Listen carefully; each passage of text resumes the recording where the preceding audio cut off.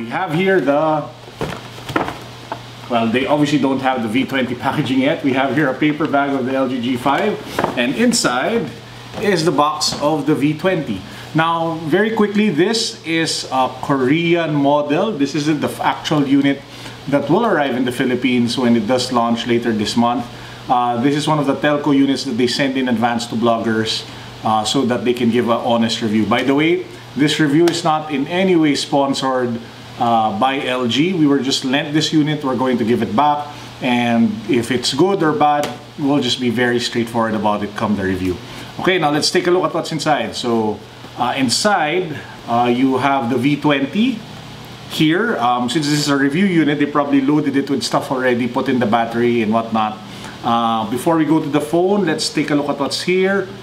We have over here the charger and the USB-C port, USB-C cable. Bangs Olufsen B&O headphones. This is supposed to be really nice, much better than your usual headphones that come with your usual smartphones. Now let's take a look at the phone itself. Here we go. This is the V20. It's definitely metallic compared to the G5, sorry, wherein it was really just more of a metallic finish. This one feels solid, feels really sturdy in the hand. Now very quickly, just so you have a size comparison, this is the Samsung S7 Edge. So the V20 is definitely slightly bigger, as you guys can see. The S7 Edge, of course, has a more glassy finish to it with the curved edges around the sides. This is the V20 side by side with the iPhone 7 Plus. Now, in terms of size, now this is more actually comparable. They're actually almost the same size. So if you want to get an idea of how big the V20 is, just take a look at the nearest iPhone 6 Plus or 7 Plus that you guys can see. Now, what are the things that we're excited about the V20? Actually, beyond the usual specs and the usual, stuff that goes along with the smartphone, there are only actually two things that really make me personally excited about this phone. And again, I haven't actually had the chance to try it out. This is just me taking a look at the specs, taking a look at the stuff that I can find online. The first one, like I mentioned earlier, is really the built-in DAC. I am a huge music lover. I listen to music in the car, in the office, at home. I use it to get me inspired to, be productive. I use it when I go to the gym. So music is an essential part of my life, and it's just exciting to be able to have a phone that has a really good digital audio converter or a DAC built in, which is supposed to make the music sound much better. Now, I have my own setup for music. It's in a bag. Hold on, I'll show you what it looks like. We're back. So as I was saying earlier, I have my own setup. I have a dedicated mobile DAC that I connect to my phone. And then in turn, the DAC is connected to the headphones. So what it looks like, just so you guys imagine how messy of a mobile setup it is for me. This is the Cord Mojo DAC.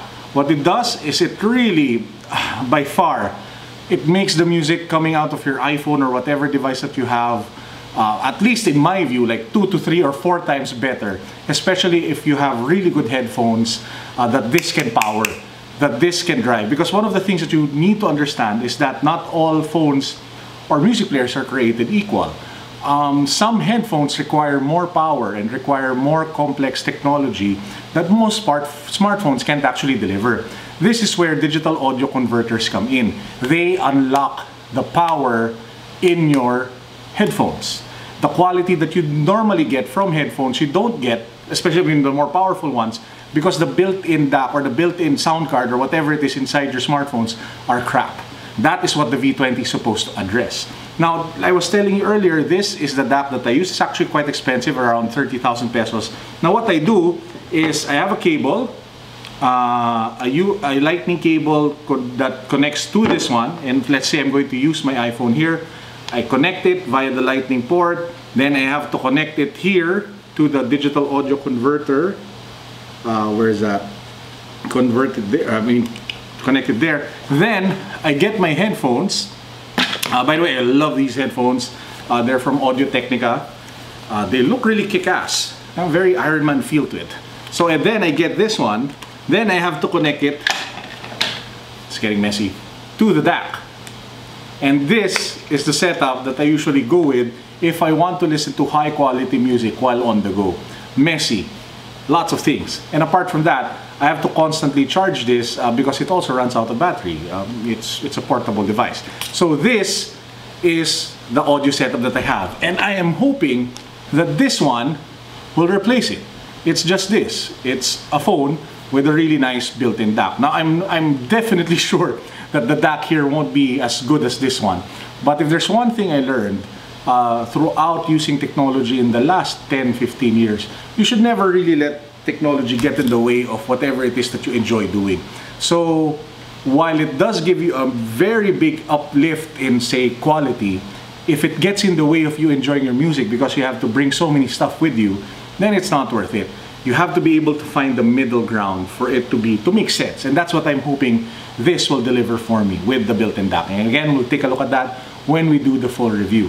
Now, apart from the music or the DAC, I'm also very excited about the camera. As you guys will see, the V20 has a dual camera setup. They actually were one of the first versus the iPhone 7 Plus. So we are hoping and praying that the camera on this one, if not as good, might be better than most of the other flagship Android devices out there.